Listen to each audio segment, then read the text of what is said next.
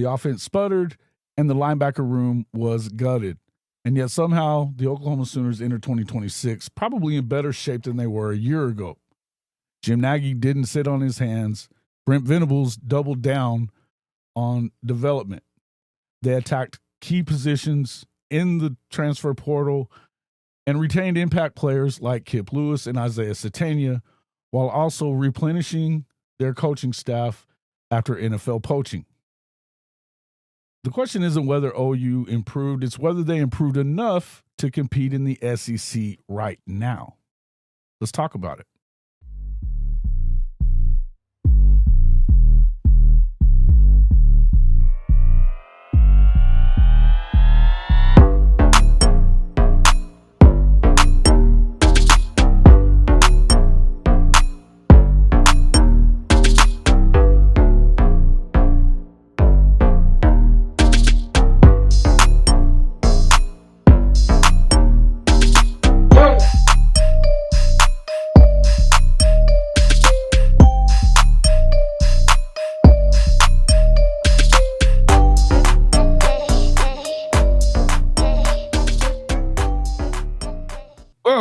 Welcome back to Sooner Intel.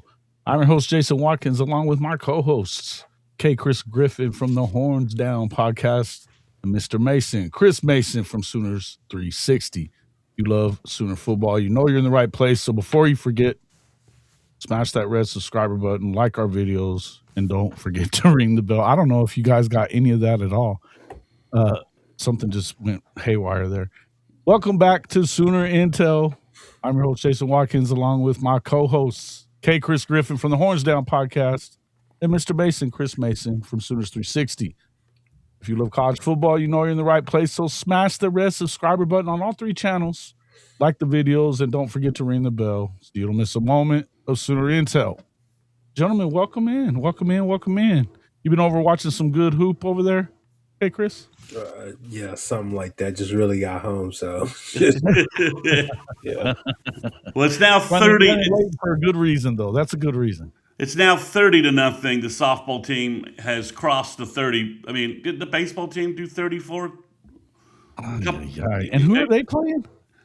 I think they hit 34 when they're playing Coppin State. Was that right? Oh, okay. I don't know who they're playing this weekend, but yeah, it's an ass whipping. Spring. It's an ass whipping. If we put the men into a parking lot by themselves, spring sports is kind of going out. Is having a hot couple of weeks. Oh yeah. It's have they even lost a game? Has anybody lost yet?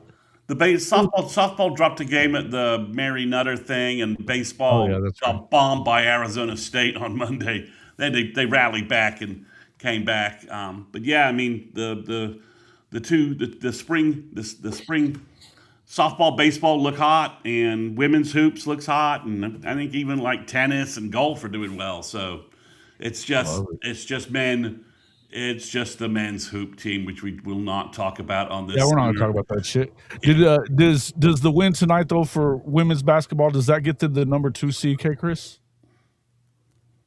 I don't know. I don't Somebody think so. tell me in there, because I know that South Carolina for sure locked up the number 1 seed last night. But it feels like you saying the 2 seed in the tournament? For the conference tournament. Yeah. Let me check. Keep going though. Yeah, that was the question I had basically. I knew that South Carolina, they're going to go in as the number 1 seed into the conference tournament. Looks like OU is 5th. I was going to say I don't think so. Yeah, because Vandy and the Longhorns are tied with 3 losses, and LSU has 4 losses. So, but it's a huge gap after that.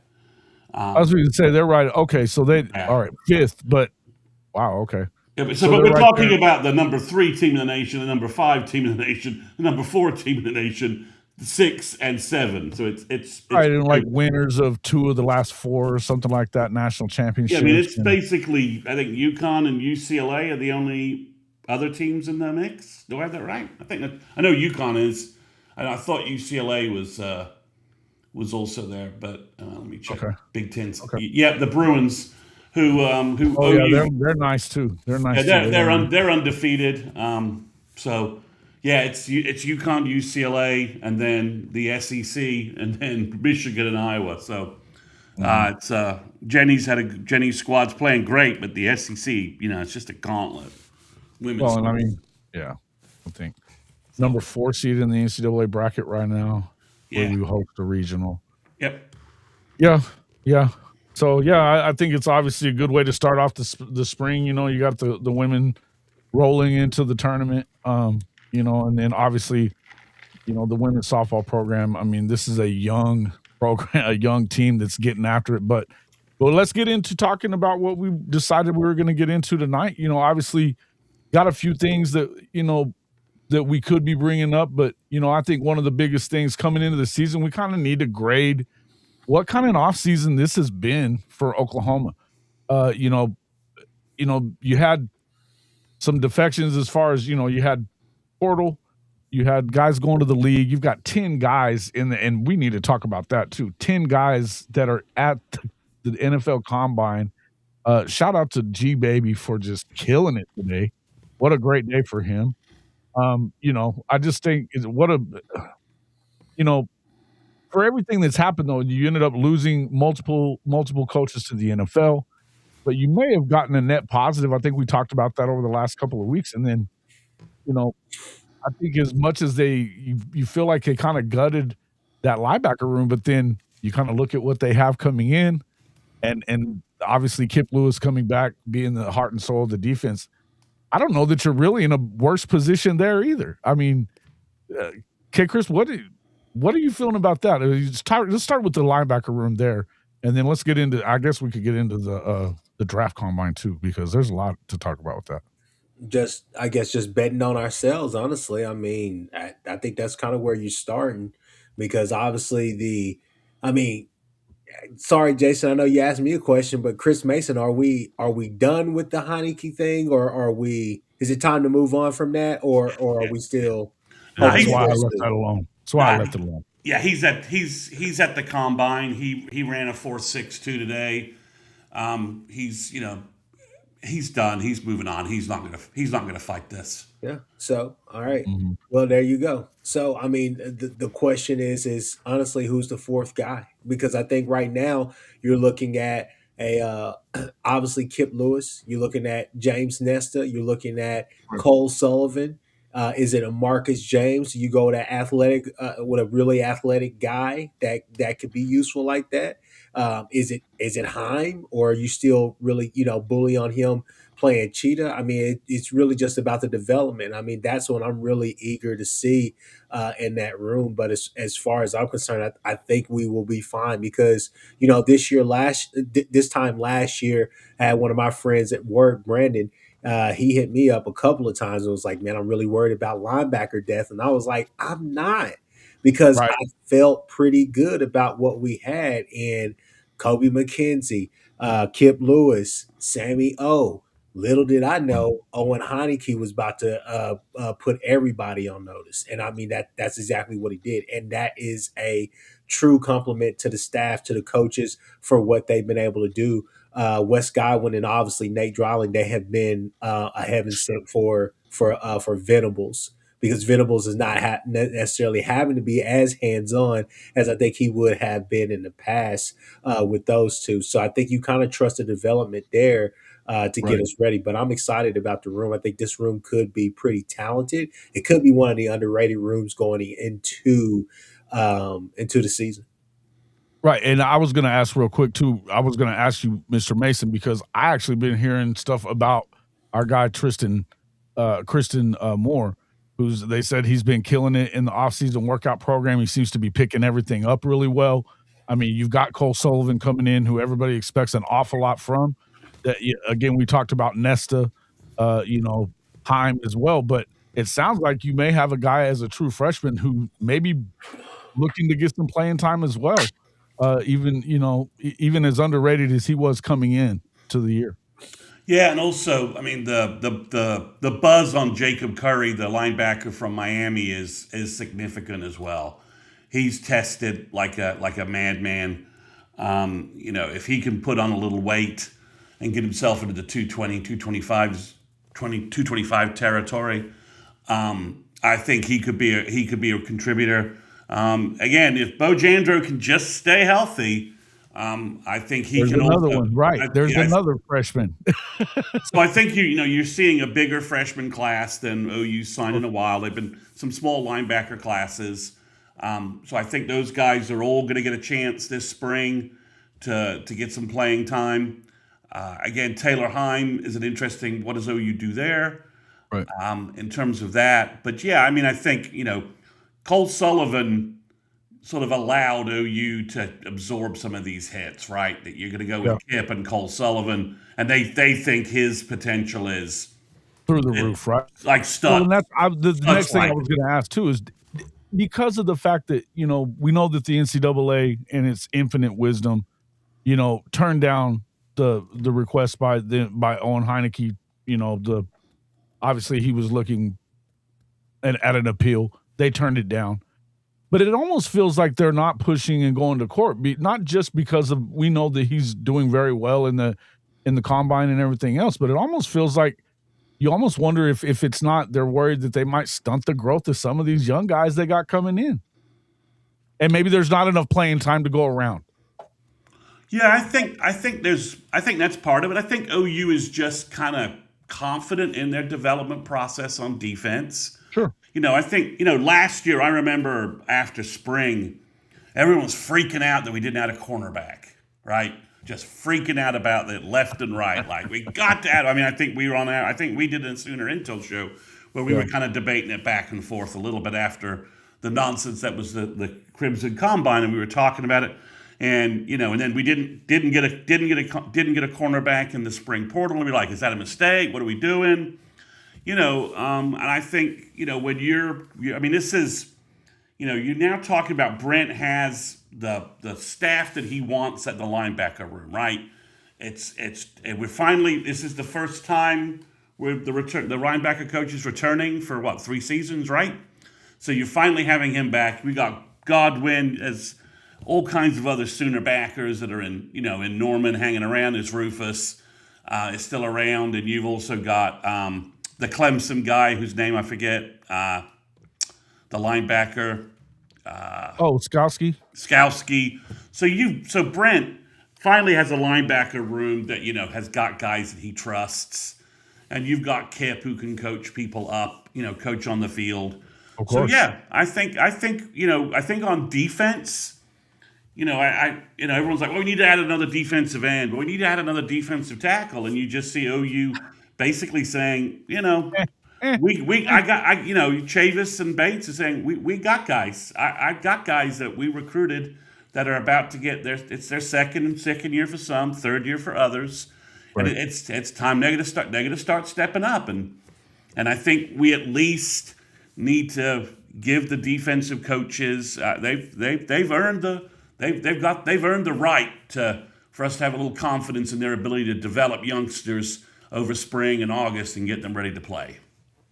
Well, and I think a lot of that has to do with the fact, you obviously you lose an important piece of that, the crew on the defensive side in Jay Valai to the NFL, but you turn around and maybe replace him with a net positive. A guy coming out over from Michigan. He's been one of the top DB coaches in the country for a while now. So you don't really lose anything for sure. I mean, I don't know that I don't want to take a shot at Jay Valai or anything like that, but I would say that in any event, you didn't hurt anything. And then,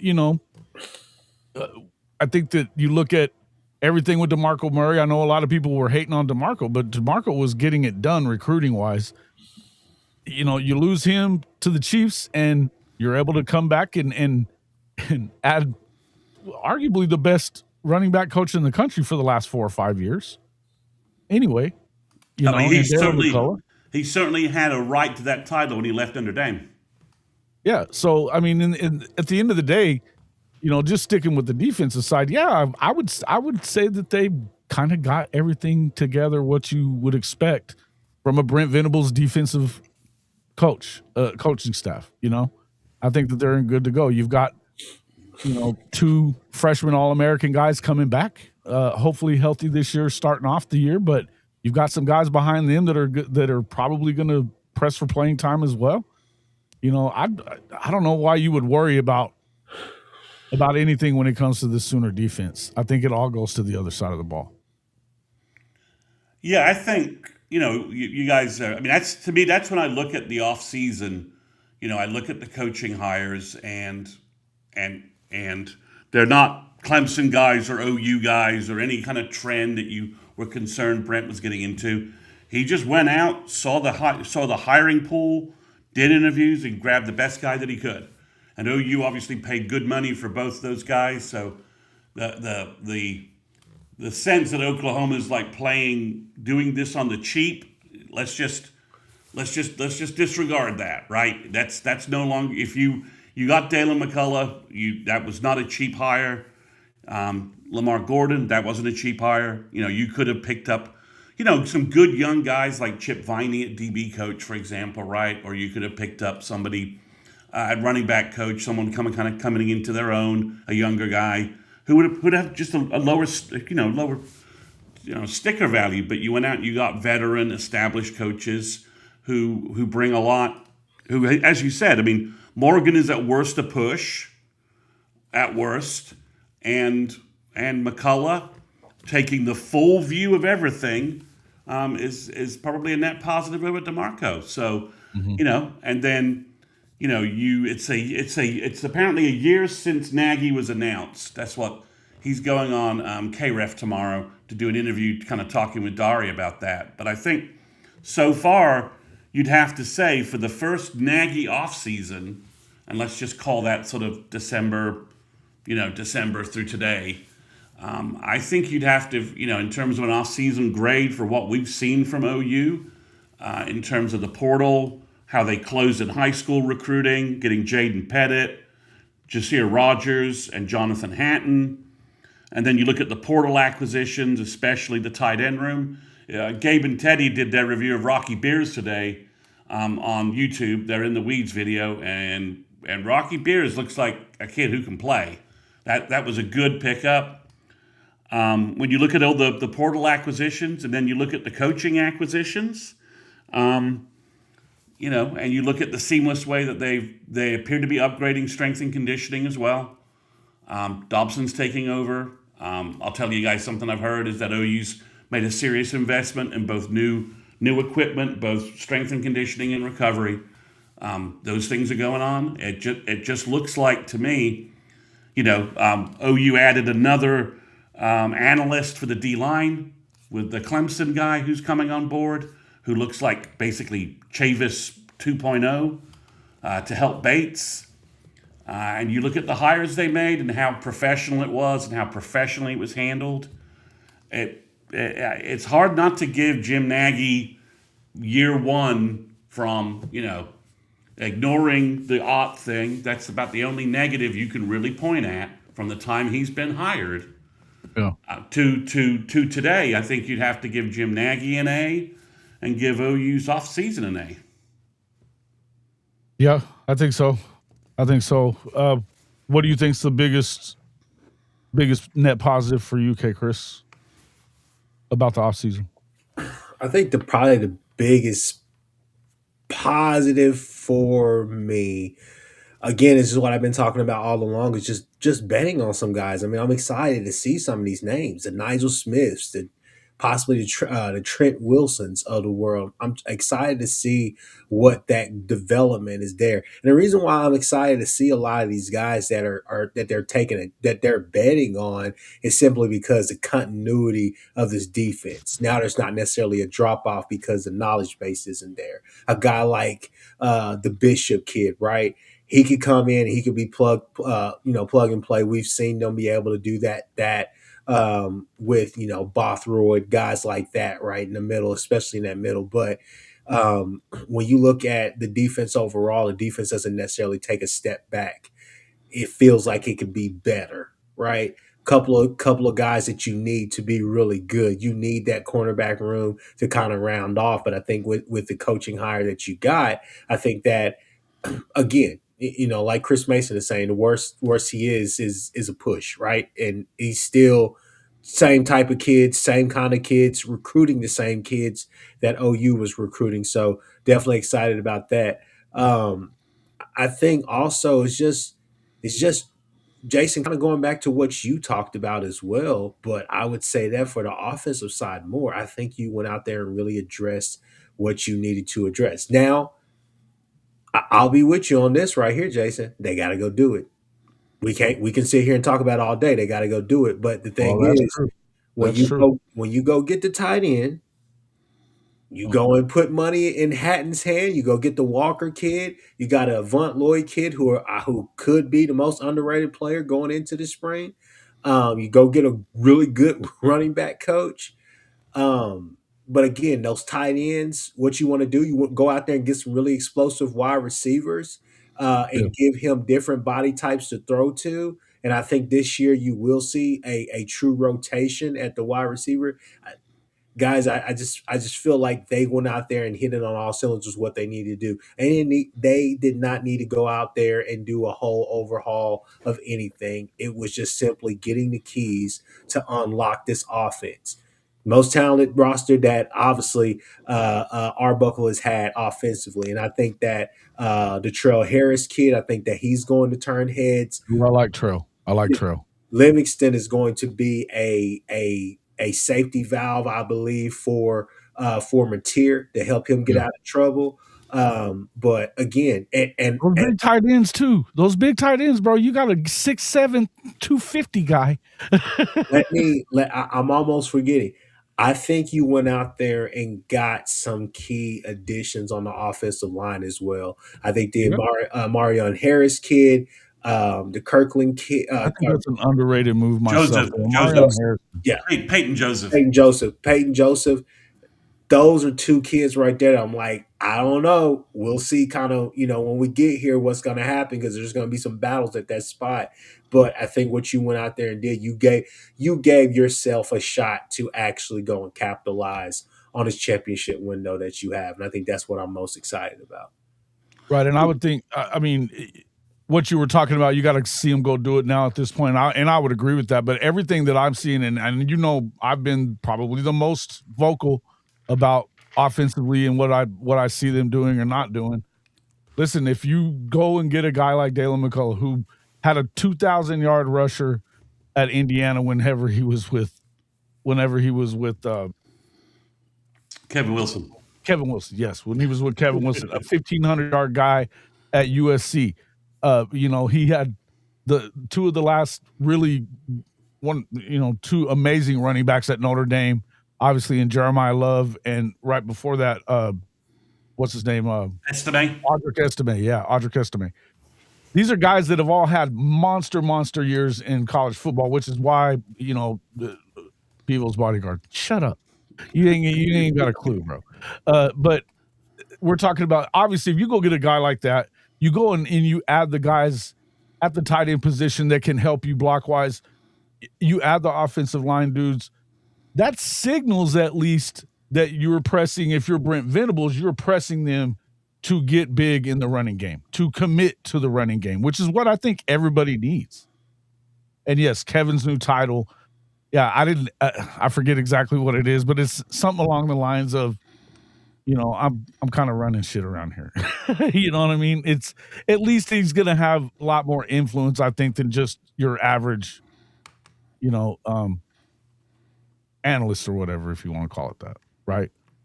Well, he's Brent's consigliere on offense, right? That's basically to butcher an Italian term there.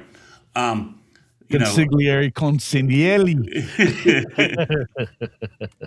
I think Kchris is right, because when you look at what OU, there's so much runway on offense, right? And you've got a Marion Harris that basically gives you 6 guys that have started in the SEC right off the bat. That's what the O-line group has, and 6 guys who've started in the SEC. They have SEC starting experience. And then you go from that to, then you've got Hayden Hansen, who's 6'7", 270, who's maybe the best blocking tight end in college football last year. At least he's in the discussion. And you paid a lot of money for him. And you got him right that was one of the things about the Nagy offseason, right? Is that there was a portal plan, and OU executed it very well. Some of the key pieces OU grabbed before really anybody had a chance to do anything different, right? They got Hansen, Amarian Harris, Trell Harris, and Livingston, and Ozowalu and Cole Sullivan, sort of the 5 key pieces, I think. They had those guys in the first 3 days. Nagy knew who he wanted and went and got them. And that was a difference to me in terms of just how the front office is working. And I think those pieces, a lot of them are on offense. And, I think it just helps OU. I think, you have mad momentum going into this offseason if you're from the OU football program, right? I mean, this isn't losing the Navy. This isn't basically gutting what went on offensively and trying to, from the chaos that was last year. Arbuckle returns. From everything we see, he's reading. He had a heavy say in Dylan McCullough. He was like, yeah, I want a guy like that in the room with his running game knowledge to help me design an offense for the SEC. Absolutely. So, you don't hire that guy and then ignore what he has to say. You don't hire Kevin Wilson's running back coach if Arbuckle and Wilson aren't simpatico about what they need to do this offseason.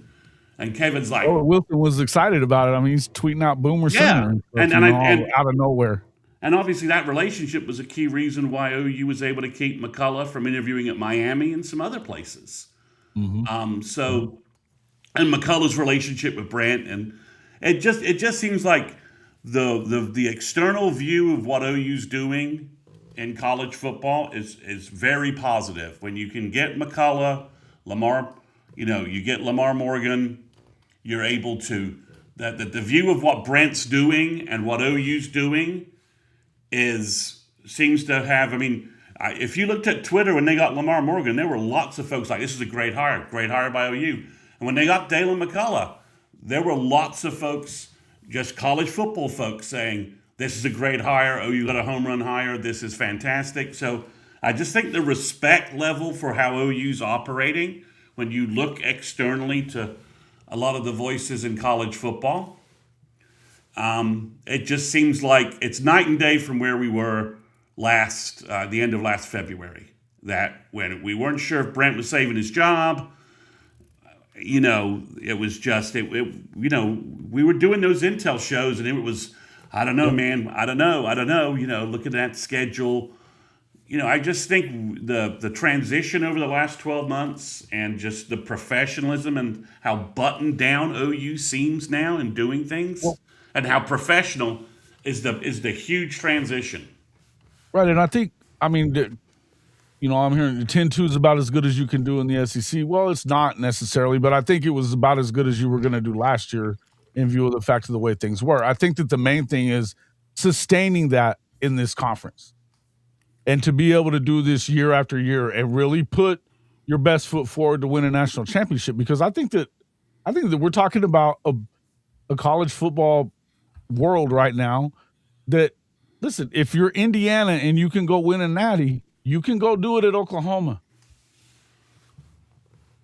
Have a better offense. That's all you need. Have a better offense. Run the ball. Your defense is built to win, all of it. The offense looks built to win all of it. I think that obviously you got to have better quarterback play. You got to run the ball. I think to run the ball, if you run the ball, you'll get better quarterback play because you're not putting so much on his shoulders, right?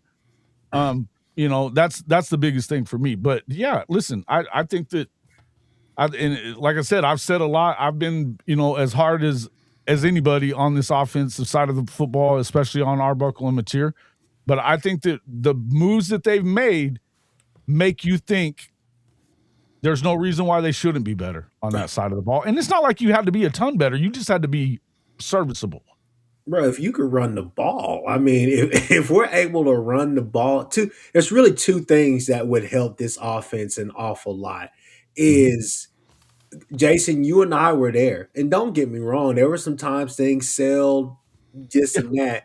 When it was good, when Mateer was humming, them digs, all the rest of that stuff, he was killing that Alabama secondary.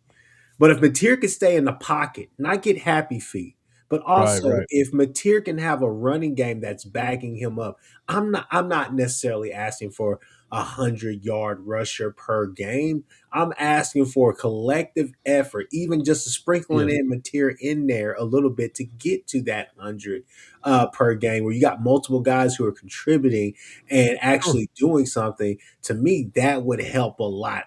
Again. The concern I would have, though, is getting him hurt. If he's running the ball like he was last year and you don't really have anything proven behind you. No, and that's the whole thing. You still have to have that threat of it, but at the same time, you got to have a running game. That's the reason why I think all eyes are looking, obviously, at this offensive line, but also at X-Rob and so on and so forth in that running back room. Can we be healthy by the time that first kickoff? You know what I'm saying? Like the running game. When you watch Arbuckle's offense, I'm talking about the explosiveness, and I know Washington State is far from the type of the caliber of football you're playing in the SEC week in and week out. But when you watch the offense, you look how explosive it can be. I'm not just talking pass game. They have some run concepts that he wants to run, especially with that pull. But if he could get it, if they could get some type of run game, especially, I mean, you go back to the Ole Miss game, South Carolina game, couple of those games where we're actually running the ball and we look pretty damn good doing it. It helped out tremendously because then everything underneath, things a little bit deeper, whatever you wanted to do, you were able to do that. But I think towards the end of the season, we just got to the point where we were so damn predictable, and especially in that Bama game, it just wasn't there. I think we were pushing. We had some things open up, but it just never developed. And, just not having that run game really hurt us in the end, toward the end. But, I mean, hell, our best two backs were injured anyways. Defender 106 says, with Mateer not challenged at quarterback, he'll make those mental mistakes that cost us in the playoffs. I don't think that's necessarily the case. Listen, again, I've been the guy that's been the hardest on Mateer in Arbuckle, and I would tell you that if you don't put him in a position where he has to be everything for this offense every week, then maybe you give him a better opportunity to not make those stupid mistakes. And listen, this is a time that if you're Ben Arbuckle, you need to be tough on him. This is tough love time, man. Expect more of him. Expect him to make the right choice from play to play, whether it's in the RPO or whatever it may be.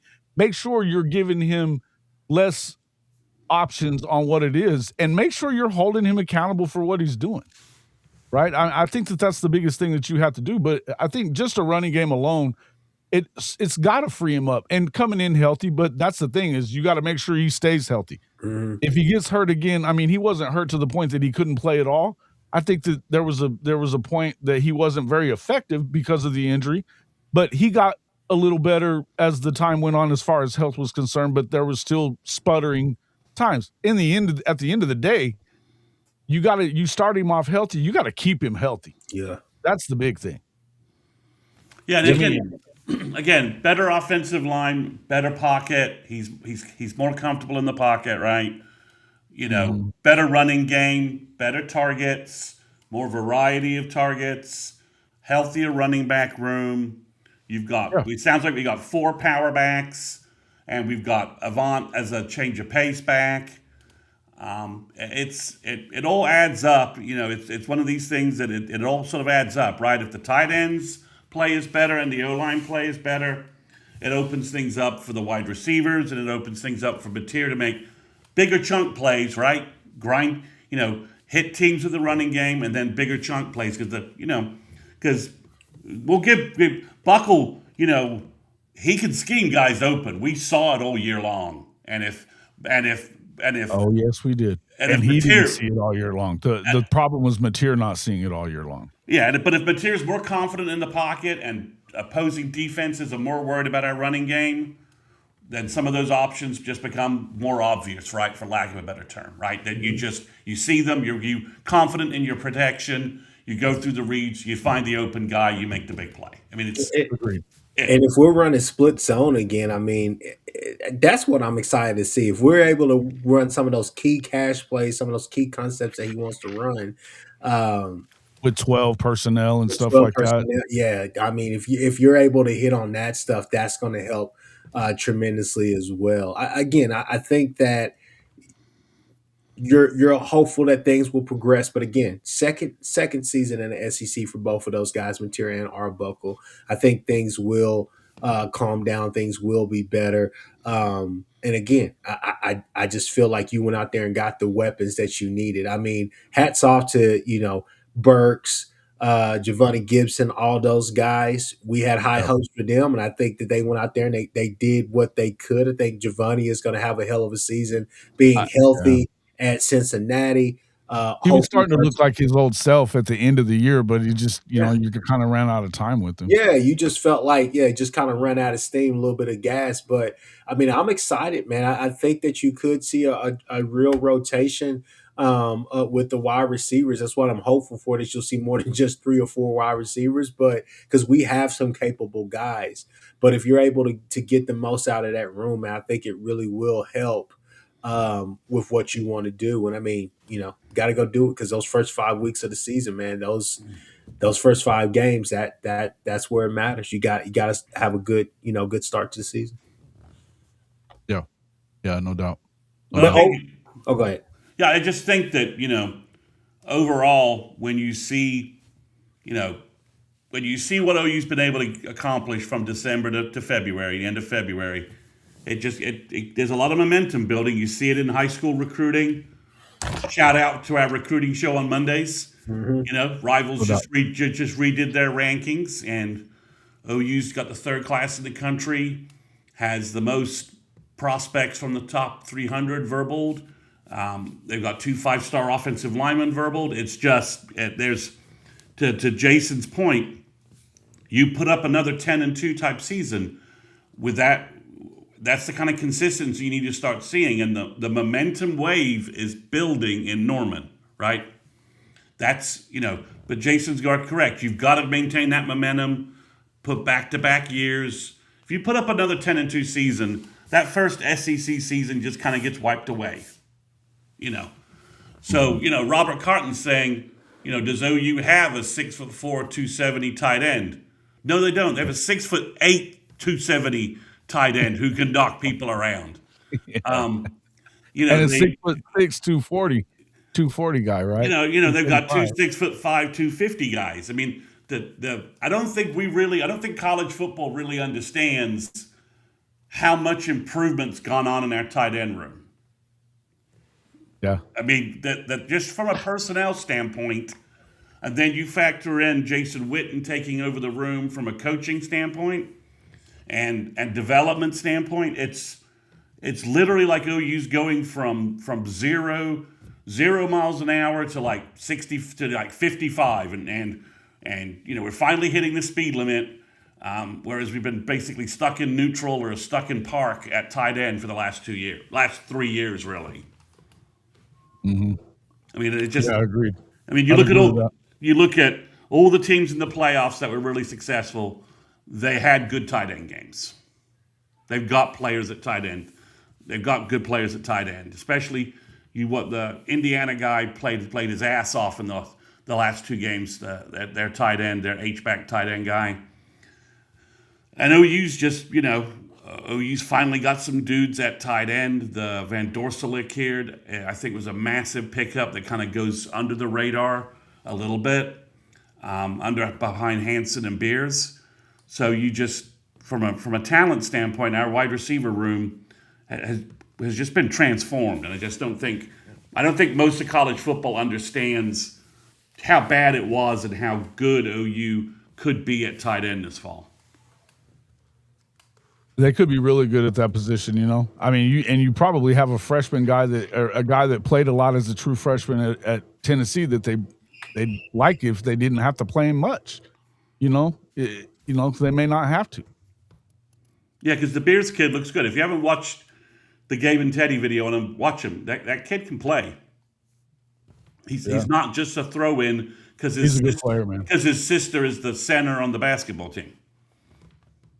Oh. Yeah, no doubt, man.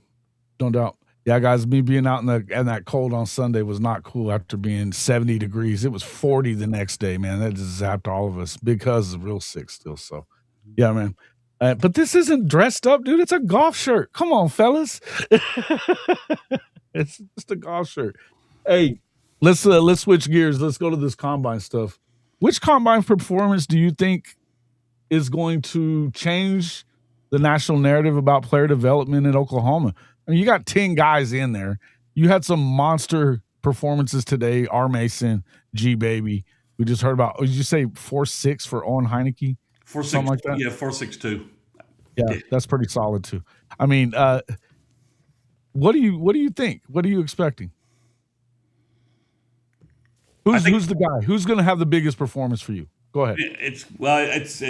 It's G Baby at this point, right? I mean, he had the best vertical leap of a defensive tackle in like the last 30 years.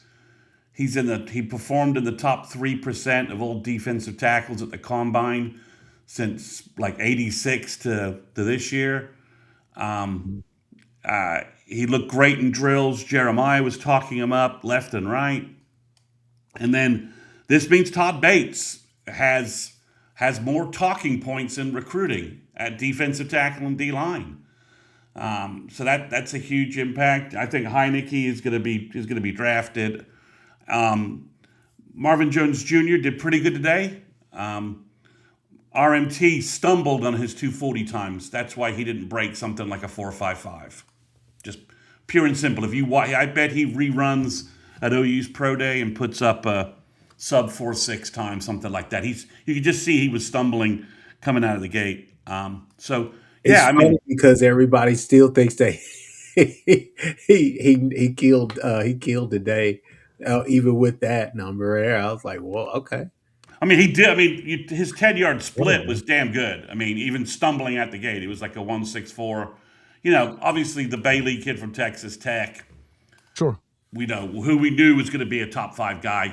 He had a great combine. But yeah, I think the interesting guy is going to be, there's some buzz around what Canic's going to do tomorrow, which is kind of fascinating from a certain perspective. How heavy is he and how fast can he really run? Dominic Williams didn't run a 40 today, but he looked pretty good in drills. He looked like he leaned up a little bit. They measured him at 6'2", 305. So that helps him. I think he'll run a 40 at the OU Pro Day, based upon everything I've heard. But 10 legit guys at the combine. That's a step in the right direction. And I was talking with some other Sooner fans, Kchris and Jason. I think OU will be 8 to 10 guys next year too, possibly maybe a little higher. I mean, it's you're talking Peyton Bowen, maybe Jacoby Johnson, Kip Lewis, Taylor Wine, David Stone, John Mateer, Sategna, maybe Trell Harris, Amarion Harris. I mean, Hayden Hansen. I think I just basically hit about 8 or 9 names right there. So it's encouraging that I think OU's looking at a run of about 8 to 10 guys going to the combine for the next 3-4 years. Is Kendall Daniels not running the 40? He didn't run the 40. He's not running the 40. No, I don't know if he's waiting for his pro day. I don't think you're worried about what his 40 time is, man. I think everything else is probably. He's in good shape, right? It would have been nice if he could have competed with Sonny Styles for the Sonny Styles from Ohio State went nuts today. It would have been nice if Kendall could have ran a little bit with him on some national hype there. But yeah, I think I think he went today. He would have been part of the linebacker group, right? Yeah. Yeah. So if you're if you're talking solely just off of just just a development. I know that question was asking me. It's got to be G baby for sure. I mean, I think that obviously you could look at R Mason, and I mean, guys, like let's be real. From 2022 when Venables and crew first got here till now, this is what it's supposed to look like. To be quite frank with you, and I think that. When you look at RMT, that was expected for what he was going to do. Obviously, that 40 time could probably be a second faster, a smidge faster. But when you look at G Baby has played himself into, hey, this is a guy here that has round one potential, but we could probably see him in round two, round three, get picked up very quickly in those rounds. That guy right there is a commodity. He's going to turn heads, and I think the thing is that a lot of NFL teams are going to want OU players because I think these OU players are going to stick around. When you look in the league, and again, you look at Leao up there with the Raiders and all the rest of it. I mean, the proof is in the pudding. These OU guys are sticking. These Venables guys are sticking in the league, and you've seen it all across. And I think that it's obviously what's going on here. If y'all mind me saying this, I saw a mock draft the other day. Now, funny thing is, I've seen a couple of mock drafts for 2027 already. I'm ready for that. But I've seen David Stone be as high as like 7 or 8 on those. But I saw one where he wasn't even in the first round picture, but Eli Bowen was in the first round, a late first rounder. I said, Eli Bowen? I think it was on PFF, and I was like, really? Interesting. He's sticky, bro. He's sticky. He has the talent, just the height is what I'm sticky, like, bro. Is that gonna be a knock on him going into the league? I mean, dude, if you can run with those guys that he's run with, we've watched him do it. I mean, Ryan Williams had one of the best years as a freshman that you could have had as a receiver, and he made it hard for his ass all day. And I mean, as good as Cortland had his moments too, like that, where he was. I mean, look, he may have given up a shot here and there, but for the most part, none of it. It just, I mean, no memory whatsoever. He flushed that shit right away and come right back at you. Yeah. These guys are just. I think that. Yeah, I don't know. It might be a bit of a stretch with his height. Yeah, at 5'9", if you're being generous, probably. Yeah, I would think. I would think it might be a little bit, but also. Look, you just have to look at the skill, though. I mean, you look at what he did in high school and what he's done since he got to Oklahoma. It wasn't a fluke what he did in high school in Texas. 6A football, leading guy, didn't gyre history and interceptions. They didn't even throw at him most of the time. The last 2 years he was there, and he was still making interceptions. I think with Eli, what I'm looking for this year as far as his development is concerned, can he win just a few more 50-50 balls? Yeah, I would say so. And obviously, and he'll get to go through spring and August camp, at least hopefully. Mm-hmm. And I think that'll make those first round mocks as well. Kchris, I didn't see Peyton, but I saw Eli. That's wild to me. I gotta say. Yeah, I mean, I gotta think Peyton's. I mean, bro, he could probably play corner if you needed him to. The guy's a baller, man. Yeah, I mean, it's interesting that you have. I mean, to me, D. Stone and Taylor Wine should be in like a first round mock draft. I agree. I mean that seems.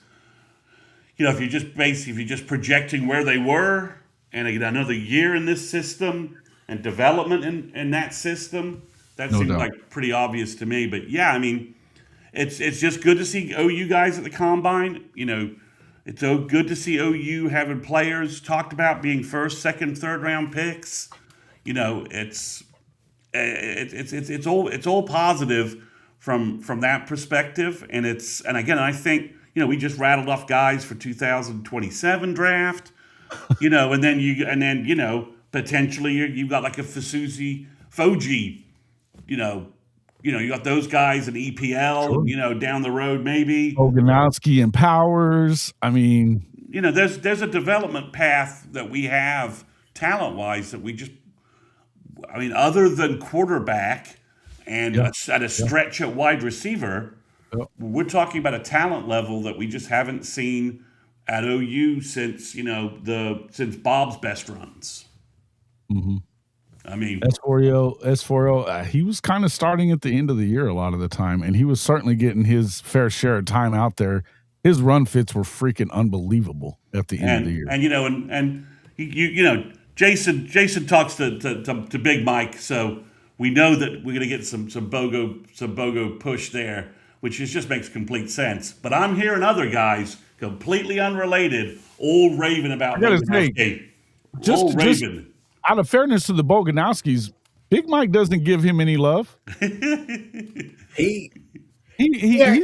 I know. He gives him love as far as he thinks what he thinks he is, but he's not giving him. It's not just he's my kid. I just meant that you do if it would be easy to have some bias. I mean, that kid is great. That's a great, it'd be easy to have some bias for you. It would be. I'm not saying you do. Sure. Yeah. I'm just saying it would be, but I'm saying absolutely. But I would also say that when Petty comes out and calls him the best, he might be the best talent at that position ever that he's ever seen. And I mean, he played with Roy. No, you're right. I mean, and the guys unconnected to anybody that are telling me that Bogo is having an absurd offseason. I think for me, if you go back and watch that Tennessee game, Boganowski was a big part of what they were doing in that secondary because he was robbing everything across that middle. So, I mean, it was easy for guys to really just kind of sit back there when RSJ and Peyton Bowen were getting those interceptions. Obviously, you had Eli Bowen over there on the other side, but he was covering that middle and he was running with those guys. I mean, what they were doing kind of a little bit like of a jackknife, kind of a zone almost to where, hey, he's coming down, but that guy right there that's running that orbit route, he's running with him, taking that picture away, making that picture really hard for Aguilar to see. Now, Aguilar kept throwing it, and we kept getting it right. So I think it was you you were talking so much about Boganowski in that game. That was the one that I remember you talking about. He was robbing like hell, and Venables played a lot of robber this year, especially that game against that fear and shoot. That's something that you have to do. And I thought that he played really well. I mean, when you go back and watch some of those replays, whether you're watching Mr. McIntosh, his highlights, or you're watching the game back on any channel, go back and watch. And when you pay attention, you see 25 flashing across that middle. That's what you see. You see him playing very assignment sound, and you see guys making plays off of that because he's taking care of business. And he's taking care of that middle. So it forced Aguilar to see something very different. It changed. That's the change that you see as far as that picture after that snap is done whenever BV is calling the defense. No doubt. I think at the end of the day, I mean, what we're talking about all around is, I mean, it's been a while since you've seen, I don't know, have you ever had this many guys in the combine? I don't even remember ever seeing this many guys in one class. Yeah, I mean, I think like 2022, the Winfrey, Isaiah Thomas, Benito, Asamoah. You just had a lot. And there's some of the offensive guys. Probably going back to like the Bradford and DeMarco years and stuff like exactly. that. You've had those numbers before, but I mean, to go from it's been a while though. It's been a while. But to go from what was it last year? 3 guys. Mm-hmm. And it was it was basically just Downs, Stutz, and Bowman. Yeah. So to go from but that, I also think that the way that these guys have gone and played, the guys that have gotten into the league and stuff like that, they've gone out there and availed themselves for what. Listen, I don't think that it's any secret that Danny Stutzman wasn't recruited by BV at Clemson and probably wouldn't have been recruited if he'd have been here at Oklahoma at the time.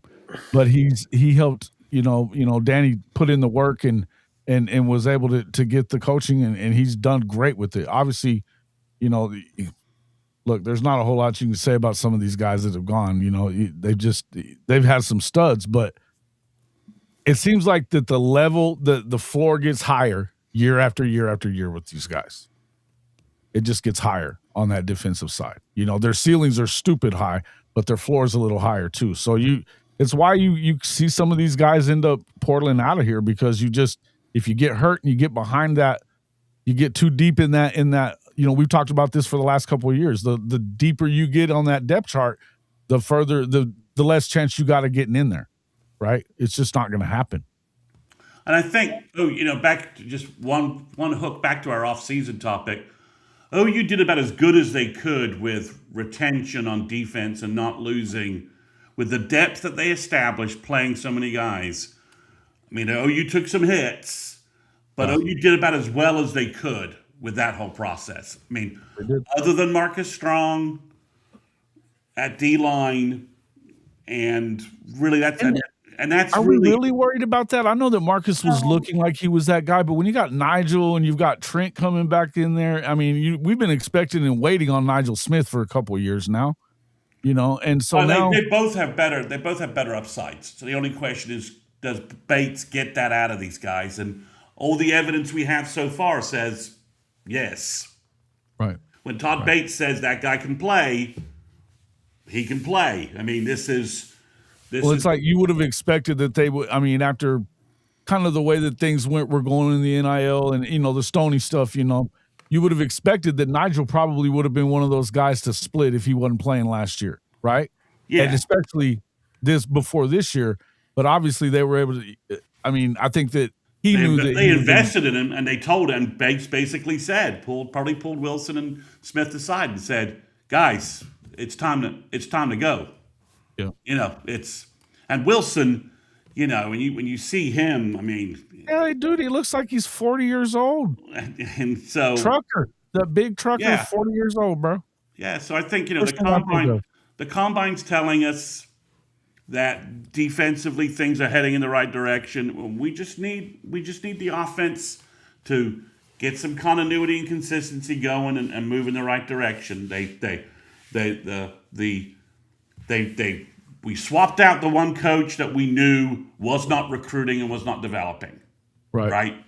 And couldn't bring in portal players. I mean, for all the EJ nonsense, and some of it I think is completely valid. He brings in transfer portal players and they play, right? I mean, so you can't knock him for that. And for DeMarco, he was bringing in high school talent. You can't knock him for that, but. The tight end coach wasn't doing either of those things. The tough thing about EJ, and you're saying he brings in these guys in the portal, but he's also bringing in guys on the high school, and it's tough for you to expect a high school kid to be better than a portal kid that is developed, right? That's already been in the weight room, been in the weight program and nutrition program at the FBS level, and some in the Power 4. It's tough to expect that. I think that I know that they're talking about that a lot right now. As far as that Nagy wants to see more out of these freshman guys that they're spending so much money on. But that being said, then you also went out and was big in the portal again. So it's kind of hard to expect, for these guys to just break out. I think that you're going to see some of these second-year guys, especially, you should expect them to break out probably this year a little bit as well. But I think it's the other thing that was hard. They didn't really rotate receivers very much last year. It was wasn't something they were big on. And it's a problem back to Levy, right? We've not been very deep in our rotations. The no huddle stuff with Levy kind of hurt us. Although in 23 they kind of broke. They finally, they kind of got going with a bigger wide receiver core going. Sure. But yeah, I mean that's what you want to see. But I mean, I'm just saying that EJ. You can knock EJ, but he's able to integrate. He's been able to integrate transfer wide receivers in and get production out of it. Right. You can't argue about that. If you're gonna, though, you got to knock him for the high school stuff, but it's because of the guys he's brought in the portal. It's a yin yang situation, right? It's part of this and part of that. Exactly. So, but I do think, you look at what. Yeah, I think we finally got a mix of. On the wide receiver, we've got, you've got Sategna, Livingston, Carter, and Harris, and it's a veteran core, and you've got good players underneath, and you need to mix them in, because what happens. Thomas. Oh, yeah. Yeah, because what happens is when injuries happen, you've got to be able to start. When we lost the guy whose name I'm blanking on who hit the wall, Mateer, that kind of hurt Mateer because that was kind of one of his safety valve guys. I mean, he was hurt, and that didn't help. Yeah. But we got now pads on the wall. So Keontez Lewis is who you're talking about. Exactly. So I think, you've got a mix there. And it's just, if we can just get the offense kind of getting that continuity that we see on defense, and you've got a good coaching staff at this point on offense, I think, you've got the right guys in the right places. That if you've got the guys in the right places, you've got talent in the skill position area. The Buckle calling the game and QB development. Again, I think that's the key right now. Right now, it's all about the running game. It's all about the running game and whether or not Mateer takes a step forward. Yeah, can Buckle do that? And we're in show me mode there, right? We understand it was year one of the SEC. Calling an SEC game plan is different than Washington State, and I think there was some learning curve there, right? And not having a running game and the O-line getting kind of discombobulated, with the five. Also, the O-line got better throughout the year, and so that's why I think you feel better about the O-line coming in, especially with the additions. But I think that, the fact that the younger you got, the better it seemed you got was a good thing. Yeah, so you're moving forward. There are clearly 6 guys who are poised to start, right, on the offensive line. And you know who those 6 guys in spring are. You're going to know who those 6 guys are in August, right? With the only wild card being if, Deacon Schmidt or Peyton Joseph or Afalava or Daniel UK just are blow it up and pushing to be included in that group. And that would only be a positive, not a negative, right? So, but you've got 6 SEC starters who have SEC experience, and the offensive development all runs through that. So, but it looks like I may have lost. We may have lost Jason. Kchris, are you back? All right, there we go. All right, Jason, you're on mute. So.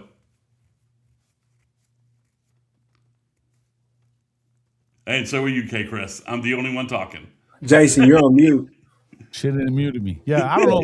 Once the stream, it's been kicking me. I don't know if it's EV Mux or what it is, but something's kicking my ass lately. So I don't know. But Thank you for the chat, Crow. Appreciate that. Yeah. But I think you just look at the different pieces. I mean, it's a tough schedule, but psyched about having a spring game again. If you want to talk about off-season momentum, positive news, we got a spring game back. So we're going to get to watch, hopefully, some running game, hopefully see these young backs. I mean, I'd sit Blaylock and X-Rob for the spring game, to be honest. I'd let the young guys let the young guys run, man, and go from there. So it's nice to have that back.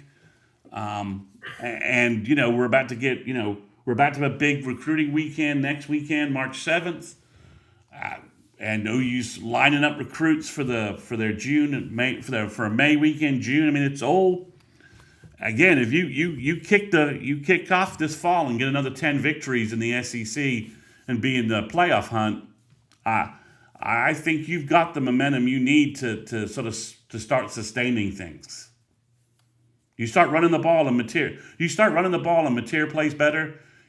That's almost validation that you've got a football operation that is going to sustain things. And I think that's what you have to see if you're this fan base, really. I mean, look, and I think probably for the guys making decisions about who's your coach, you can't have them going back and forth from 10-2 to 6-7, 10-2 to 6-7. You just can't have it.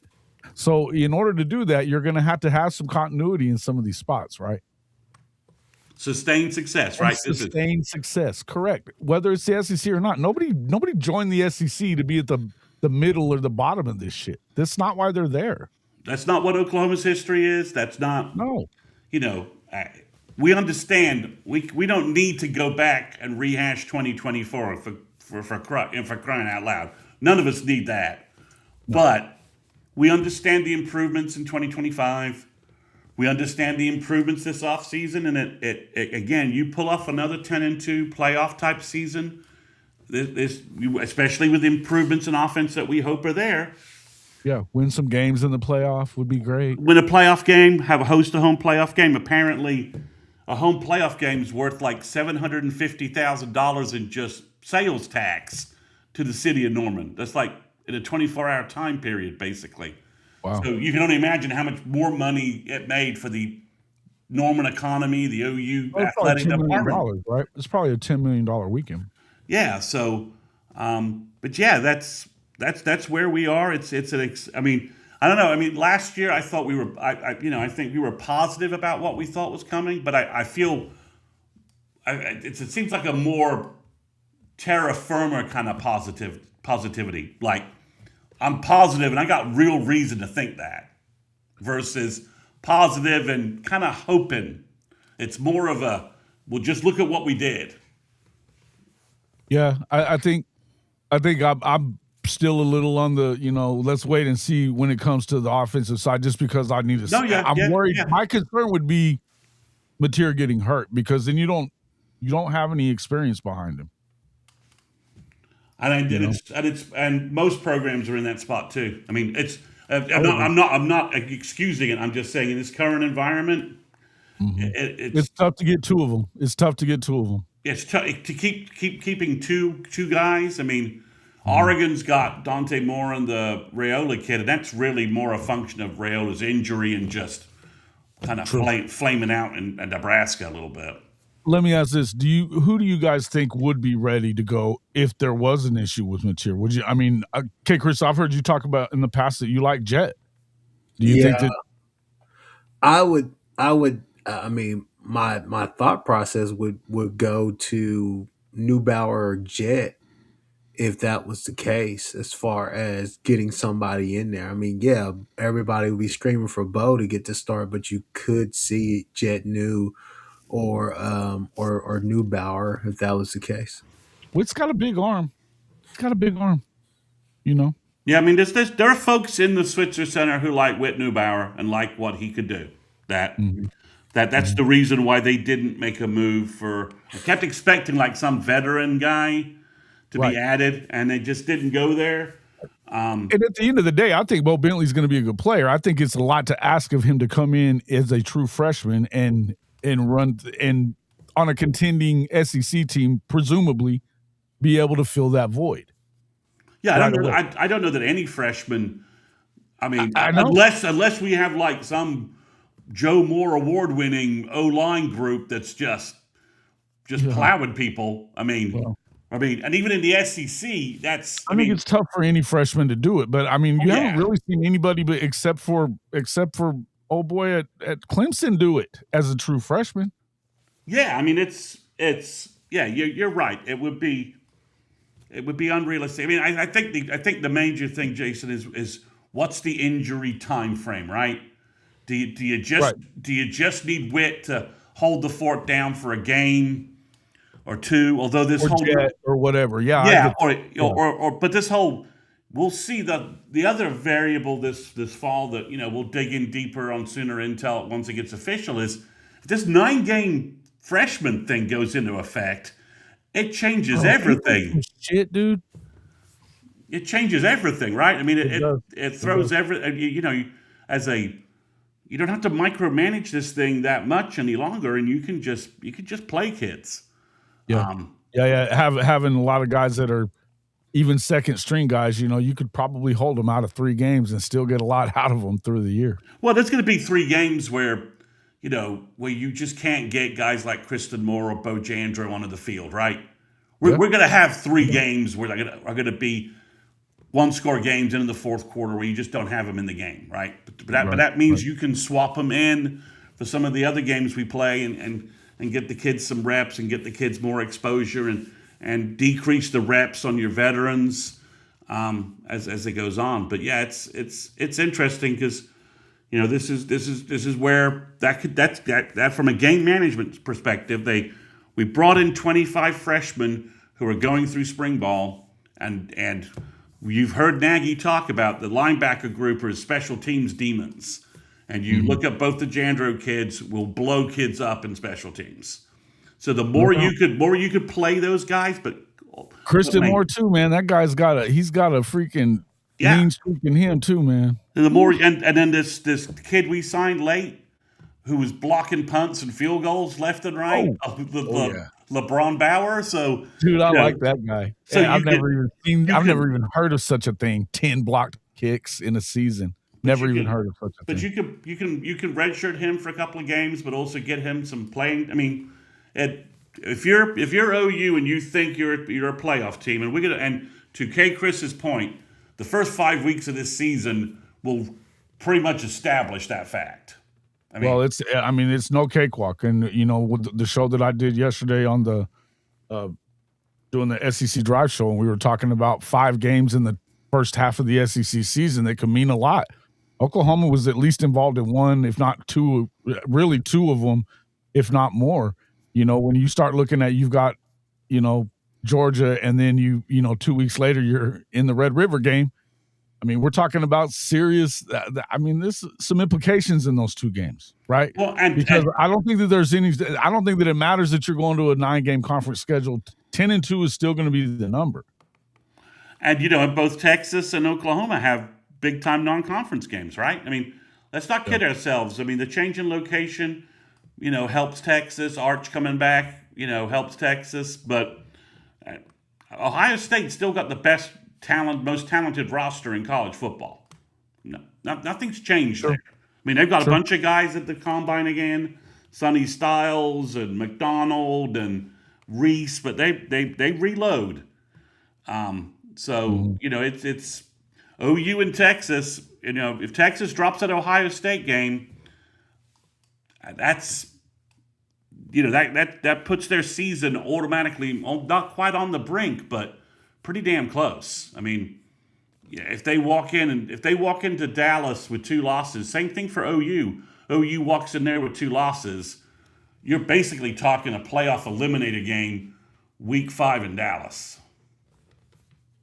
Yeah, I mean, doesn't Texas have a big time game right before Red River? Yeah, they play Tennessee the week that Oklahoma plays Georgia. So you've got, and at Tennessee. And no Aguilar, so who knows what Tennessee will have at QB, but I think that they like their running backs, and they like.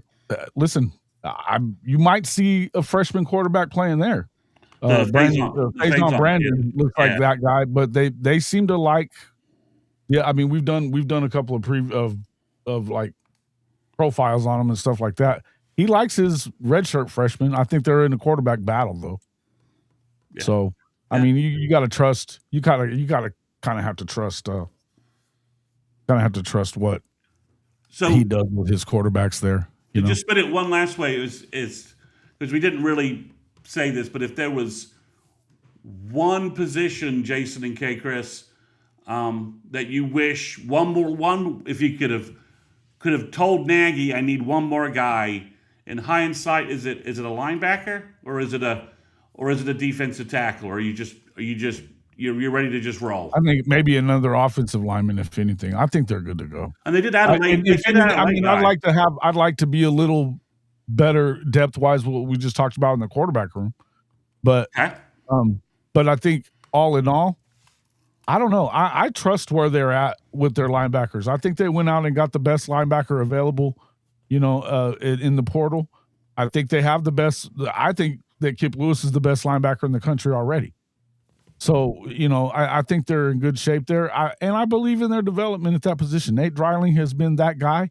As far as the Cheetah's concerned, and when it comes to that, Wes Goodwin has been coaching that guy up to be unbelievable for years now. We know he knows what he's doing with that position.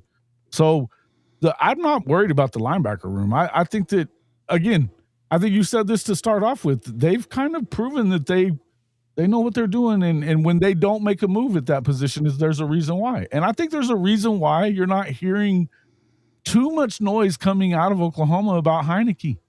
Not panicking, not wrangling a judge for a quickie hearing injunction ruling. They're not doing it. And so to me, that's telling, Mr. Mason. Yeah. Because you know that you can beat them the NCAA gets beat like a drum damn near every time they go to court. Although Aguilar apparently was pushing the limits with what he did. Well, I think that's changing a rule. This is more clarifying of one, and just like the whole thing I was talking about with Chambliss. I mean, he was asking for a 6th year, which was a medical red shirt that should have been a rubber stamp to begin with. And, that wasn't gonna change. Yeah, but I mean, when it comes to Pavia probably got away with one last year, but I mean, we're talking about year 8 for Joey Aguilar. Year 8. Yeah, it's just nutty. So. Yeah. But yeah, I think that's, if I look back, it would be probably, if at the end of spring, I think we should go back to this topic and wonder if OU maybe was a little overconfident with the guys on campus. But it's hard to tell because spring is just one part of this development process until the OU kicks the field, but.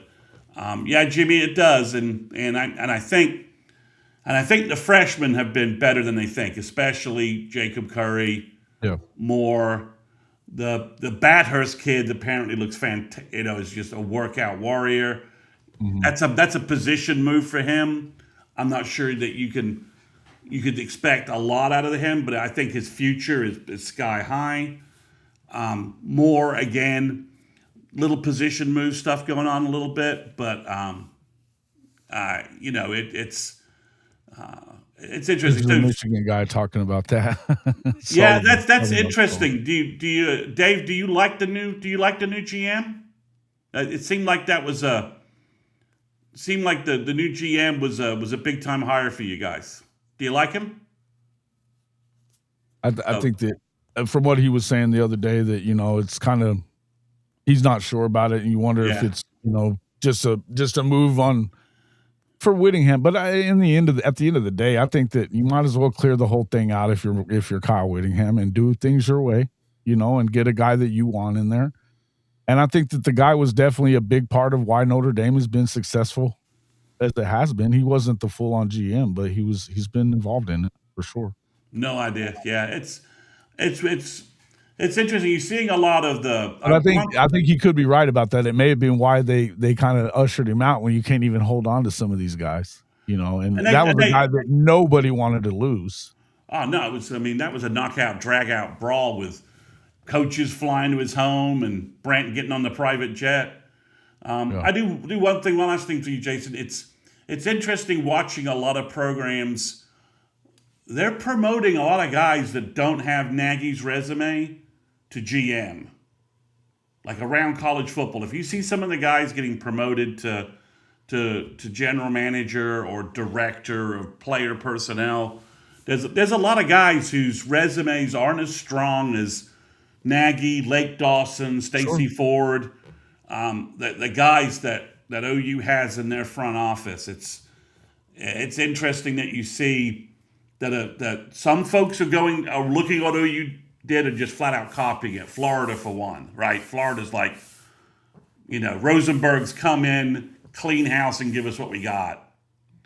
But you see, a lot of teams. The two trends I saw was the NFL just was raiding college football for assistants. Mm-hmm. And that much more so than I remember before. There was a lot of. Just seemed like every time you blinked, a running back coach was leaving college game and getting poached to the NFL. And then the other thing is you just see a lot of college programs are promoting folks who don't have 20, to that sort of director, GM kind of role. They don't have anything close to Nagy's resume. It's like 2-3 years of experience. How many people would? How many people would though? Other than guys that are coming directly from the NFL. Yeah, but I think that's interesting that OU did this, right? Got this guy and that's and he's and the only people really copying OU is Florida, who basically hired the Rosenbergs, and Florida just needed a complete clean house, right? The Rosenbergs. Well, not the 50s scientists. Okay. I was like, man, you're taking a shot here. not the 50s, communist sympathizers who are probably. That was funny shit. That's where I thought you were headed with it because of the whole commie conversation the other night. Which, by the way, not Ethel and what was the guy's name? Anyway, they were probably innocent too, looking back on it. But just obviously, to hire and grab those guys, Florida did that, and it just, Texas is paying their GM some absurd amount of money, and his resume is just. Yeah, but here's the thing. The one thing I'll say about that is it's not like they're hurting on the guys they're bringing in. They've hit on these guys that they No. But it just seems like it's interesting that Texas. So that a comment I've made to a lot of my OU friends is that it's interesting that OU is one of the few programs where you clearly have someone with serious football acumen who has a level of oversight over the head coach. Mm-hmm. I mean, Texas doesn't. Their GM doesn't have oversight over Sark at all. Well, look, I don't think that there's anywhere in the country that really does over their head coaches. I mean, I would agree with you on that. I don't think anybody's got the setup the same way. And so it's interesting to see if it works for OU, but I do feel a lot more confident about what OU's doing, knowing that Brent has someone that they're on the same page is the biggest thing, right? Yeah. I think that it may not work everywhere because I think that if we know what I think you've said it plenty of times. Kirby Smart's not giving up shit for power. No, they don't even have a GM. Don't even want one.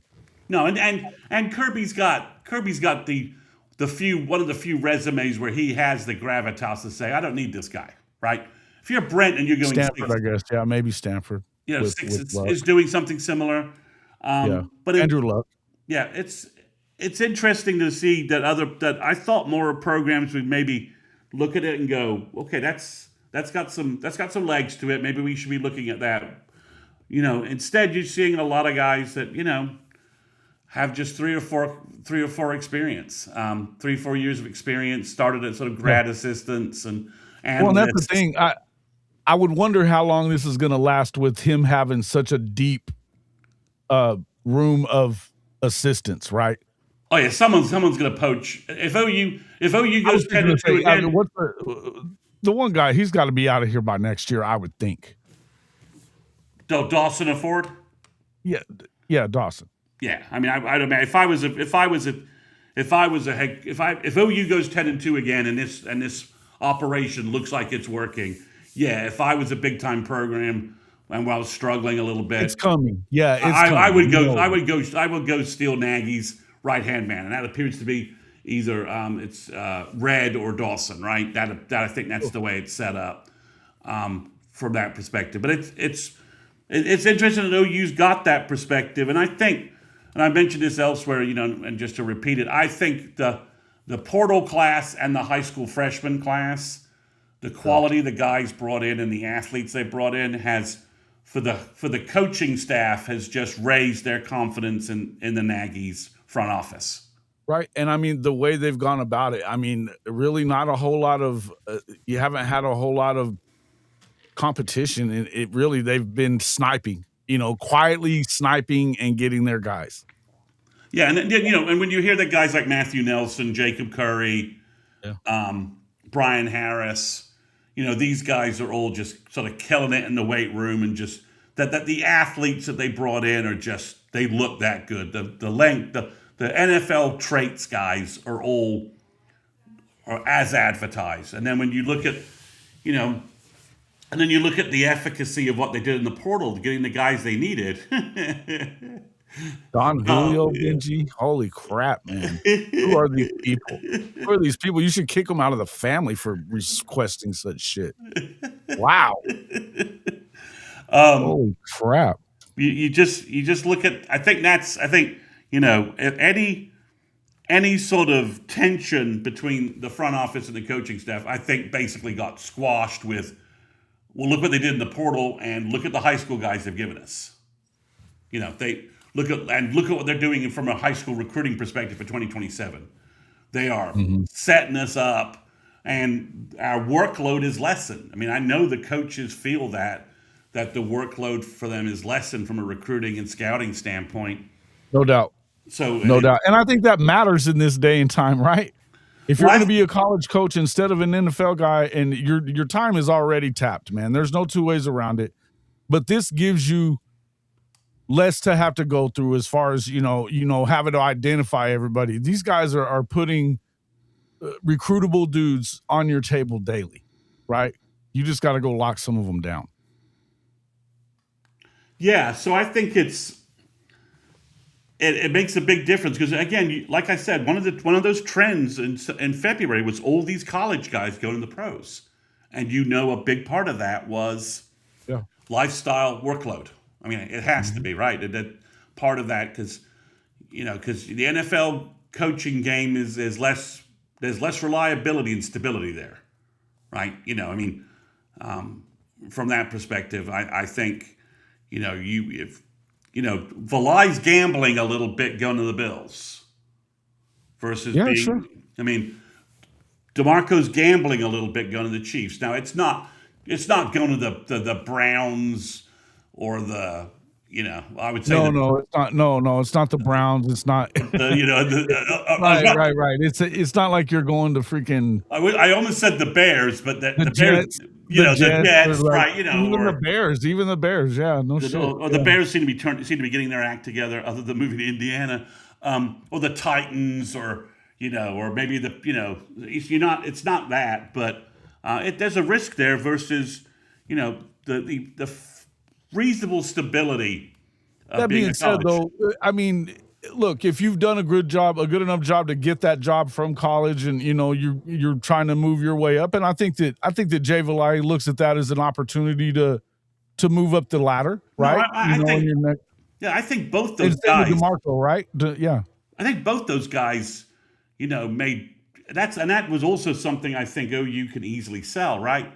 Our guys didn't leave to go to Penn State, Ohio State, Georgia, Miami. Sure. They left to go to the pros. We're not losing. When DeMarco's calling, they'll probably come back as a head coach if they're coming back, right? Or an offensive coordinator, or someone with a defensive coordinator. They just it's. I don't know if there was a little bit of Brent saying to both those guys, you need to take these jobs. These are career-enhancing jobs. We'll find guys to replace. Telling DeMarco, because I know DeMarco struggled with that job for a couple of weeks. The Chiefs went back to him like 2 or 3 times. You wonder if Brent at some point is like, look, DeMarco, we're going to be fine. Go take this job. Yeah. Yeah, like Dave's saying, it takes a special kind of stupid to stay a college football coach for the long term. Well, I think it depends on what kind of coach you are, but I would agree that it's definitely more volatile. Although, is it? I don't think that. Listen, at the top 2 levels of football, which we're talking about, college and the NFL. I mean, NFL stands for not for long. Yeah, I mean it's you can lose your job any second at any one of these places, especially when you're coaching at places like Oklahoma or like somewhere like Kansas City or somewhere that they've been successful, right? Look at how long it didn't take the Patriots long to move on from. I mean, what, 2 years, or did he even make it 2 years? Mayo. Yeah, Gerard Mayo. It was a year. It was a year, wasn't it? It was maybe 1 year and done, right? Yeah, it was 1 year. Yeah. I mean, look at Pete Carroll. I mean, they gave him the Ziggy, like that, and that's what a shit show that is over there, though. Well, yeah, I mean, it's like I mean, exactly. But in the college game, I mean, if you're. I mean, I think there's a good chance Chavis and Bates is still coaching at OU 5 years from now. Yeah, I think it kind of depends. It depends on what they want. I think that I think Chavis may have the ambition to be a head coach, and so maybe he moves along, be a coordinator. Yeah, but he also could just get on a I think the Bates could be the same thing, but I think he probably moves on for more of a head coaching job, if anything. Yeah, but they also could be just winning natty. Things change. Yeah, that's true. But also, they also could be. They also could be. I love who my boss is. They're both making. There's something to be said for that. And OU's paying assistants. Right? I mean, they're not. This isn't the Joe C days where you just worried a little bit that we were getting outbid for folks.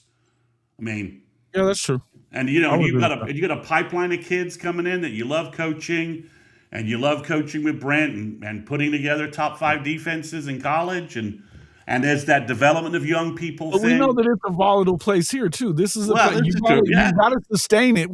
This whole show was about sustaining it. Yeah, sustaining success. This is a tough place to do it in this league. So, I think, like you were just saying about Valai and about DeMarco, for sure, I think you would probably do the same thing for his guys that he loves, including Todd Bates and Chavis and those guys. Are like, look, it's probably time for you to move along here while the iron's hot. Strike, go. Right, take your shot. Like Matt Campbell at Iowa State got lucky that Penn State dropped their coaching search. Well, they screwed that up. Him changing agents is why he didn't get looked at earlier, I think. But that still may have helped. That still may have helped Penn State, because I don't know exactly how that all went down, but I don't know that he would have been looking for that job early on. But when they started talking about being broke at Iowa State, his mind changed real fast. Yeah, but you know what I mean, though. I mean, like, Campbell could have had maybe the Michigan job at one point and some other jobs. I think he could have had the Michigan job if he wanted it this year. I don't know why he didn't end up taking it. So so I think I definitely, you're right. There's a window, right? And strike when that window's hot, and that. But I think it's, again, you're right. The SEC is not going to get any easier. If Florida sorry if there's any Gator fans in here. If Florida can find its ass in the dark with a flashlight, that's a program. I think they got the right coach to do it. And if they've got the right coach and they leave him alone and things click a little bit, that raises it. We don't even know what Kiffin and LSU is going to be. It could be a bitch. It could be really bad for the rest of the SEC, or it could be more of what we've seen, Lane Whiffen. So you've got that. Do you expect are some other programs going to take a dive? What does Vandy, Mizzou, and Ole Miss do? So it's interesting to think about. Some of because Mizzou, their win total last year is kind of a mirage a little bit. Oh yeah, that was a 8-4 with a bad schedule. Exactly, and bad schedule, and they just lost basically every stud they had on defense. But they did bring back Ahmad Hardy. I think they probably upgraded at quarterback. Yeah, probably. We'll see how that shakes. But they also lost their offensive coordinator, so let's see if obviously, I think Drink was an offensive guy coming into it. He could take over if he needed to. But I think overall, yeah, I don't know. I'm not buying Mizzou. I don't buy Mizzou. But I think that what's going to happen with Tennessee, I think that they're in a situation where, look, as stupid as it sounds, Josh could be in trouble if they don't win 9 games or 10 this year. Well, that Vandy, but that's a fact. That Vandy end of the season game did him like no favors. I mean, that was if that Knowles hire doesn't click, he could be in. You're right. He could be in a little trouble. They were so putrid on defense, though. They had the number 1 offense in the SEC. They were putrid on defense. A year after being the best defense in the damn league. They're It's a shit show in Knoxville. Come on. It's just bipolar. Poor Josh, right? man, poor bastard. It's bipolar. Yeah. You don't know what the and they've got and with the new balanced schedules for everybody in the SEC, it's going to be carnage. I mean, it is. It is. I think, and when you kind of feel bad for Leb and those guys because, and I think Lebby's got an amazing quarterback. I think he's got some pieces that should do well. Offensively, they're going to be fine. But bringing in Zach Garnett, is that going to help them? Because they have to be better on defense, and they've got probably a tougher schedule than anybody in the SEC. If you look at some of the teams that you look at, they're probably a bottom team. They've got tough-ass schedules. Kentucky, same thing. Well, I mean, with the 9 games, it's bro, it's getting worse for everybody with 9 games. I mean, and you don't, and the thing this fall where I hope OU is and Nagy and Brent are really sitting down this offseason trying to schedule out how this season works is the no buys, right? OU gets a bye week before Texas, and that's brutal right there. We're talking about then you go the last 8 games without a week off. Oof. You've got to do some things practice wise, roster wise, depth wise. If it was this season, you may not be wrong there, Dave. If it was this season, you may not be wrong because again, I think that what we're talking about, I think they're set up to win, and so that also makes it tough on Brent if you don't win. Yeah, and he made some strides game management wise, winning close road games wise. I mean, I have a couple of fans. The only thing about that is if you win a bunch of close 1-score games, I mean, it's been proven that you'll lose those same ones in the next year. Oh yeah, I mean, it's like yeah. So we gotta analytics. It's there. Yeah, you've got to be better on offense and get some 2 possession games in there, right? You've got to get some 2 possession games into that mix. It can't all be 8 straight 1 possession games because, like you said, that's a high wire act, and you're going to fall. There's no way you can live up to that all the time. I mean, you just winning all road games and shit. I mean, it's not sustainable.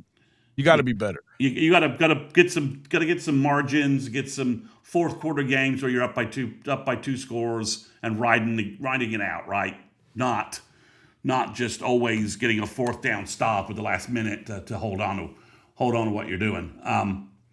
But yeah, I think it's crazy. I mean, I think you've got to do some things strategically about keeping your team healthy, keeping your roster fresh, using your full roster with this bizarre schedule. I mean, the SEC should and OU should move a game up to get week 0. Move something to week 0. I don't know why the SEC coaches allowed this to happen and they didn't push to get some week 0 traffic in. Well, I think we should talk more about that. We talked about that on the other show that I do, the SEC Gauntlet show that I do, but I think it was a mistake. I think it was a mistake for them to not make sure that they were going to a 16-game playoff before doing the 9-game thing. Yeah, and I realized that they added the analytic, the strength of record, and then the strength of schedule is worth more than it was in the past. I still think what we've been seeing though, it's still about wins and losses more than it is about strength of schedule. I think so. I think this year is a big deal in the SEC because if you go from 5-3 and not 5-4, I understand with 9 games. If you go from 5-3. I don't know.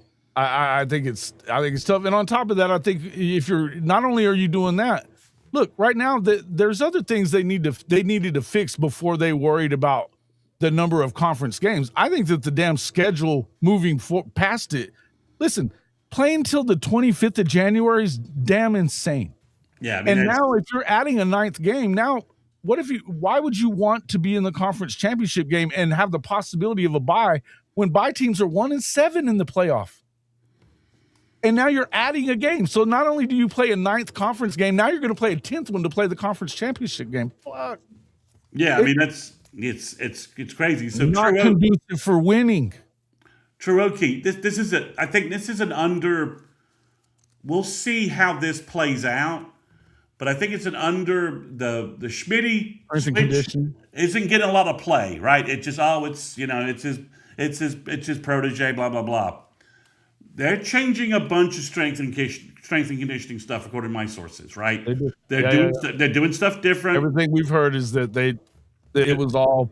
They're doing stuff different, and they're changing stuff up, the health stuff and longevity. I think the concern has been the medical team as well, though, as part of it as well, because of what we heard from Teddy and Gabe a year ago after the Nick Anderson deal. And I got no insight on that. My sources don't know anything about that, but they do indicate that strength and conditioning is kind of going an overhaul, that Dobson's doing things in a different way, new equipment, new recovery, new things to make sure that the team limits and shit like that to how much they're working and stuff. Yeah, that they're doing stuff to that the injury rate can't continue. Not if OU wants to be successful in a 15-game season.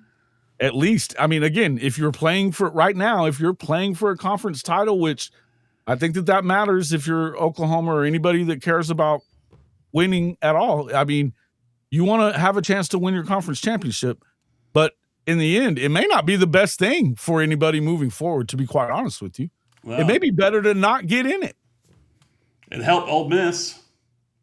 Yeah. I mean, it helped A&M not get exposed 2 weeks earlier.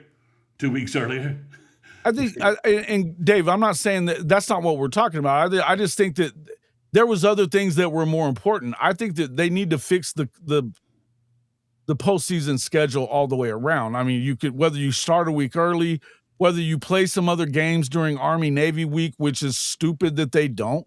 You could give them their own time slot. They don't need their own damn week. No, that's they don't. Dumb. They don't. You should be playing December 15th. Absolutely. Start that shit, because there's no think about it. And you could use Friday. You could use Friday night. A month before they played a damn playoff game. And even the teams that didn't get a bye waited 3 weeks. That's stupid shit, man. Yeah, and you could use Friday night for 2 games, right? You can use Friday night. You can use Saturday.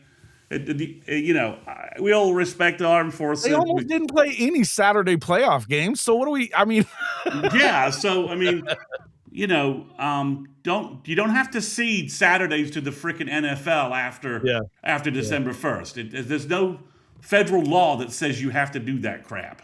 But yeah, I mean, you're right. Before going 9 SEC games, they needed to fix the championship game. I think the easiest way to do it is just make the championship a play-in game. Mm-hmm. Look, you're in. You two need to get in. Here's the championship game to give your resumes a boost. No, I agree, and I think you could. And then you've got championship games. If you're going to go to 16 or God forbid 24, but if that's what you're going to do, then you should have. Yeah. You should have play-in games for 2 and 3 and 2 and 3 and 4 and 5 in the big conferences for sure. I think that you should change to that and have your conference champion be named through the regular season. Trojan Fight asked, "What do I think of the NCAA punishments for schools taking in transfers outside of the portal?" Yeah, I think it's obviously a clear. I mean, we've been talking about it for the last couple of weeks. Damn good and well, following the spring, somebody's going to pull that shit. I think it's all well and good that they're doing that, but all these conferences seem to agree with these things in the aggregate before it becomes something that affects them. And then they have a different feeling about it whenever they have an opportunity to get a player. Yeah, like in the aggregate, everyone agrees, and then sure until programs, individual programs are like, that's right. I mean, this is the same thing with if you ignore the Chambliss thing on a certain level, Ole Miss should you're part of the NCAA. You should basically be saying, look, this is the NCAA rule. Chambliss, go pro. We don't want we're adhering to the rules, right? And if the NCAA rule's wrong, we can just put that aside. But Ole Miss should be saying, well, the NCAA said you're ineligible. Go pro. Listen, at the end of the day, look, when you start, what's going to have to happen is the NCAA and the conferences and the schools and the coaches are going to have to give up a little bit of power as far, or at least give up, that you give them a seat at the players have got to have a seat at the table on when you start making rules. Yeah. You have to have that. If you don't, you're going to continue to have these problems. Because again, make no mistake that some of these portal guys, they're being told to go into the portal. And not some, a large amount of them are told to go into the portal by the programs. It'll be interesting post-spring because technically they can't go in something where a college administrator won't put them in, right? But they'll say, I'm leaving this program and I'm going to go to court and fight the fact that the portal's closed, right? Right. That's what you're saying, is that because it's like. No, but what I'm saying is a lot of this portal stuff that we're talking about. Forget about the spring stuff. I mean, the spring stuff is going to be. That's going to be. A kid realizes that I just lost that quarterback battle in Tennessee, and I don't want to wait. I want out of here. Yeah, but I want to be eligible in the fall. Damn right. Because as I understand it, there's nothing stopping a kid from seeing he's losing a battle in spring and saying, I want to transfer, and then being told, like, look, you need to use your redshirt year. You're burning. You're not playing this fall. I mean, that still exists for kids, as I understand it. That if you want to, after spring, if you'd like, look, I don't like this place. This isn't the place I thought it was. If you were an early enrolling freshman, right, that you've already gone through, you're 3 months in, you want to go somewhere else. You can still do that. You just have to sit out the fall. You're gonna look. I think that things are gonna have to, at some point, you're gonna have to get some level of control on some of this. I don't think that you're really gonna do that until the players start having some say in it. They have, that they are helping make these rules. They're collectively bargaining for these rules. Exactly, and that's what we've all.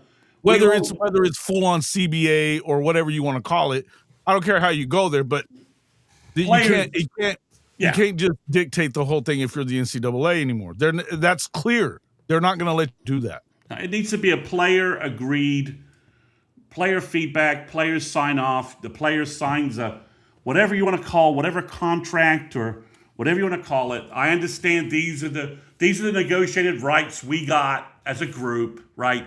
And I'm agreeing to adhere to these rules, right? And that's what Dave's saying. Why do the players get limited? They shouldn't, unless there's limits on the other side too. They get it's negotiation. Have to play by the same rules, right? It's negotiation. You give up stuff, you get stuff, right? You know where I'm at on that. I've been that guy. I've been that guy saying, don't do that to the players if you're not going to do it to the schools. But in the end, I think that you can improve college sport. You can make it. Look, I'm not ever gonna be the doom and gloom guy that says that college sports is dying, because guess what? It ain't. They're making more money every year. I don't want to hear that shit. So I don't about any of it. At the end of the day, when they decide to start allowing the players to have some say in what the rules are, then we'll have meaningful change. Until then, you won't. No, you're exactly right. You've got to basically have some give and take. What do the players need? You need to you trade things like healthcare, education beyond when you leave, right? The ability to go back and take classes for free tuition after your eligibility's up, right?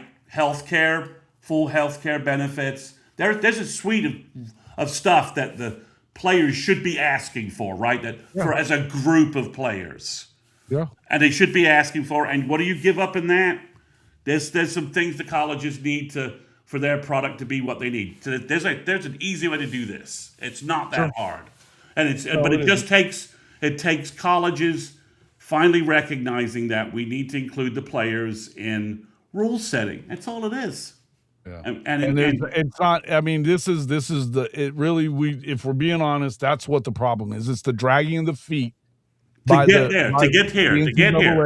The NCAA and the conferences. That's exactly what it is. So they don't want to recognize it all. We can do this all damn day. We're not going to. We've been going for almost 2 hours.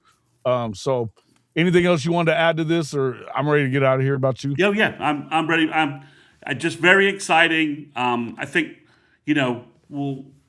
recruiting's blowing up, guys. If you're not on the recruiting intel on Mondays or listening to my pod that I post on Wednesdays.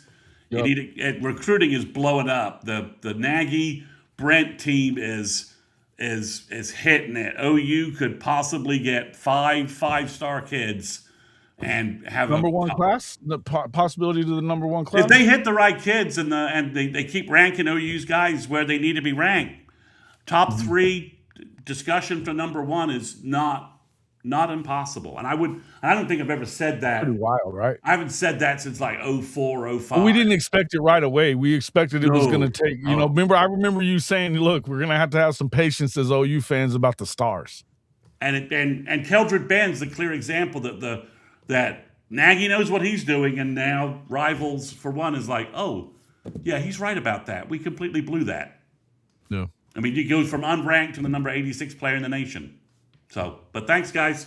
Thanks, everybody. Appreciate everybody coming in. Make sure you are subscribed to all 3 channels.